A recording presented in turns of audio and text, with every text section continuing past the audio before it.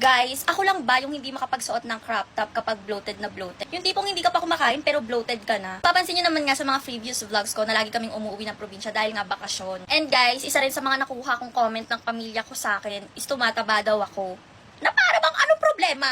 Ayun nga, kasi nga lagi kami nagsiswimming sa probinsya. Ilog, dagat, ganyan. And ako, di ba, na babae guys, hindi mawawala yung picture kapag mga ganyan. So, ang nangyayari, kahit gutom na ako, uunahin kong mag-picture kasi pag kumain ako, lalo akong bloated. Pero guys, buti na lang nahanapan ko siya ng solusyon.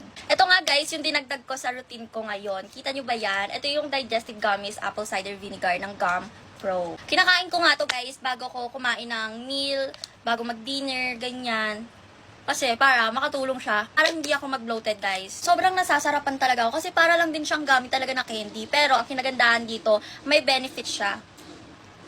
Sobrang sarap niya talaga guys. Lagi ko nga dyan sa screen at ipapakita ko sa inyo yung body ko. Hindi ko pa ito ginagamit. And ayun na yung body ko nung sinimulan ko na siya. Kaya sa mga girlies out there, itry nyo na din to.